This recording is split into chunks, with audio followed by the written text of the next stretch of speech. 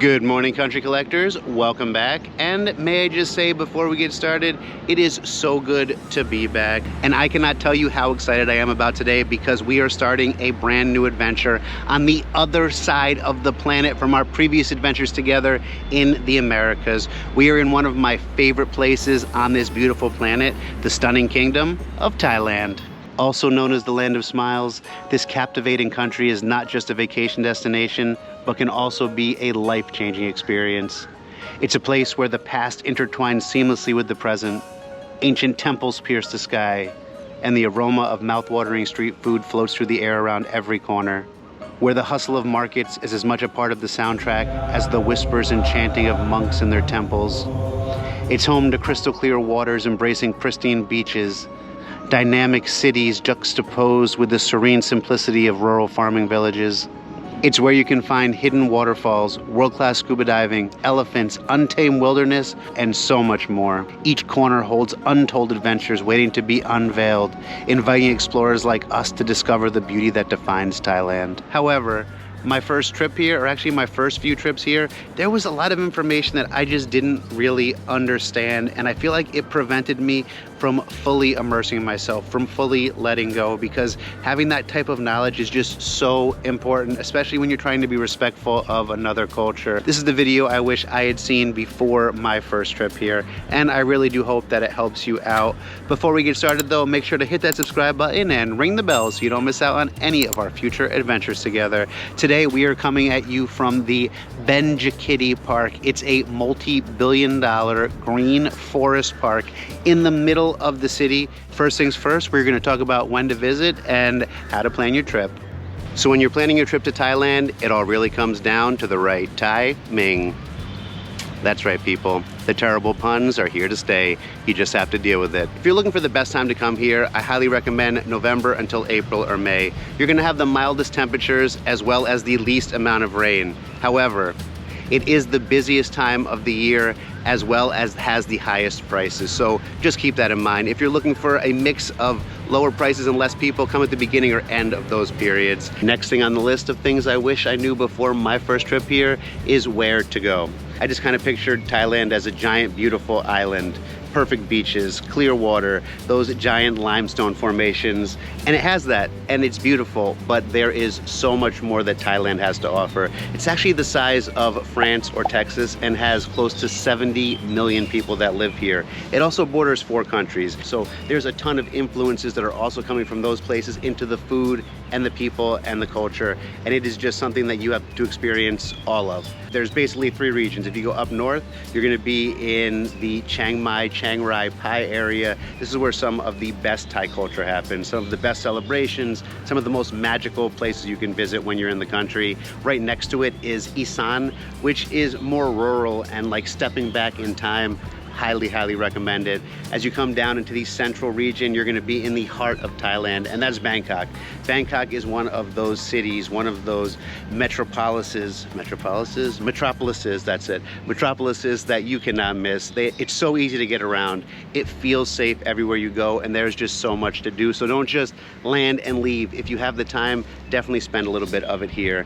And then you head into the 3rd region, which is down south. That's the islands. That's what we were all picturing. Those perfect beaches, that blue sky, that clear water, all the things you dream about when you dream about a tropical paradise. That's down there. You have Phuket, one of my personal favorites. You have Phi Phi, Koh Lanta, Koh Samui, the Simlin Islands. There's so many places to go and see. There is so much to do and a little bit of something for everyone and a whole lot of stuff for anybody that wants to have a good time. Now that you know when and where to go, it's time for your first steps in Thailand. I know my first few times here, it was a little bit confusing when I got to the airport, so hopefully these tips will be helpful for you. They have also really streamlined the process over the last few years, which is extremely helpful. Odds are you'll be flying into Bangkok into one of the 2 international airports here, either Suvarnabhumi or Don Mueang. Either way, the process is very similar. After disembarking, follow the signs to immigration where you will find the friendly Thai officials waiting. Have your passport as well as be ready to have your photo and digital fingerprints taken. Pretty easy, right? Well, sort of. If you're from one of the lucky 55 countries that Thailand gives free visas to, like me, then you can come in without a hitch right now for 30 days and not have to worry about anything. If you want to extend that, you can actually go to one of the immigration offices in the country and extend it for 30 days on the spot for an extra 1,800 baht. If you're not from one of those places, you have to find a different way to apply, and you can do that right on the Thai immigration website, which is actually extremely helpful. They also offer e-visas right now, but you do have to do it 5 to 10 days before your trip so that it can be verified and sent back to you. After you get through immigration, head over to the luggage carousels and grab your bags. This is where you'll have your first opportunity to change some money and also use the ATMs, which brings me to my next tip: money matters. The money in Thailand is known as the baht. This colorful currency comes in denominations of 20, 50, 100, 500, and 1,000. During the filming of this video, approximately 35 baht equaled $1 US. And something I wish I had known before that first trip is that you don't need to worry about bringing so much money with you when you come to Thailand. I remember I had like $1,000 in different places in my bag that I was gonna exchange when I got here.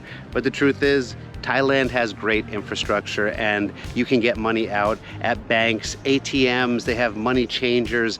Almost everywhere takes Visa or MasterCard. I also just usually go to the ATM. I take my ATM card, I put it in, they charge a flat fee of 220 baht, whether you're taking out 1,000 baht or 50,000 baht. I prefer to use the purple Siam commercial ATMs, which are really popular here. There's the yellow Krugsbury or something like that are everywhere as well. They let you take out up to 30,000. And then the big one, which Citibank lets you take out 50,000.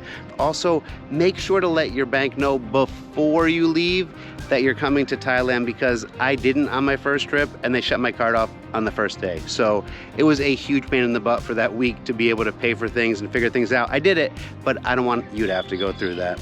And if you are going to exchange currency, you will get a much better deal if you head into town and go to a place like Super Rich, where you're gonna get a better rate than you would at the airport. Now that you have your money and your bags, please don't forget your bags, you can head out through customs, where you should start seeing signs for phone cards, eSIMs, anything you might need to make your phone work while you are here in Asia. Phones have become such an incredible asset to you as a traveler, and having that data or internet available so you can use the essential apps that are gonna really elevate your experience, it's just a no-brainer. You have to get one. I typically will go with an eSIM card that I order online before I come, so it's already set up on my phone when I land, and then I can just turn on my phone, switch to that card, and I'm ready to go. I tend to use the DTAC, but it seems like they're all pretty much the same. You can get all different packages depending on if you're gonna be here for a week or a month. The essential apps that you need are Google Maps. Download the offline maps while you're at home of where you're gonna be. It's a lifesaver. Second, you are gonna wanna have something like Grab or Bolt. It's the same thing as Uber from home. It's a rideshare app. They give you really good prices, and it's really reliable as well. I prefer Grab over Bolt. I've just had better experiences. I also definitely recommend having a translation app. I typically use Google Translate, but whatever one you want to use is fine. Have a calculator. Also, make sure you have a currency conversion app and WhatsApp. It's a really good platform for calling, sending messages, and photos and videos as well. So those are things to download before you leave from home, because sometimes they have to have a verification sent to your phone number, and you might not be able to do that when you're over here. So do it before you come. It's gonna make your trip that much better. Our next category is transportation, but before we go there, I wanted to give a huge shout out to some people that have been helping me to get around lately. Those are Sarah, Brienne, Laura, and Rachel. Thank you so much for being part of this Patreon community. It's people like you that make this whole life possible. So Kap Kun Kap. I will put a link in the description below if you would like to join the community as well. But right now, let's go get the wheels on this bus going around and round and continue with transportation. Now, as you step out into the exit area, you are going to be greeted by the transportation extravaganza that is Bangkok. They're going to have a train that you can take into town for only 40 baht, and I highly recommend it. It is safe, it's clean, and it will take you right into central Bangkok. If you want to take a shuttle, I believe it costs 20 to 40 baht. That cabs cost between 200 and 400, though I do typically use the Grab app. I just like it because if I forget something or something goes wrong, I have a way of getting in contact with the driver and someone is responsible. But if you're gonna take a public taxi and you're at the BKK airport, head all the way down to the first floor, and that's where you're gonna find the public taxis. On the second floor is where you're gonna get picked up for Grab at Dan Muang. You're just gonna walk straight out after the whole phone area. I believe it's door number 5 where you get picked up by Grab, but that is also where you can go out and they'll have the buses and the shuttles and things as well. It's really easy to do. It's gonna take around 30 to probably 50 minutes or an hour to get into town, depending where you're staying and the traffic.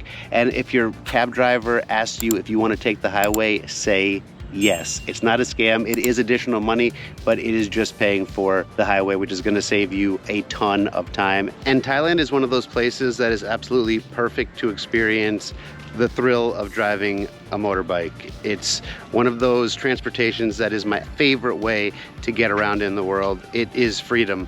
You can go anywhere you want, whenever you want. You're with the locals, you're out there cruising around. I don't recommend doing it in Bangkok because the traffic gets a little bit crazy, but down on the islands and up north, it is so wonderful to get around and really experience Thailand on your own. However, you're gonna want to make sure you have your international driving certificate. You don't actually have to take another test, you just have to apply and pay a fee, and then they send you a new license that is then available in, I believe, like 10 different languages. If you don't get one, it's a big deal. It's about 1,000 to 2,000 baht fine every time you get pulled over, and you can only get it in your country of origin before you start traveling, so it's something you want to do in advance.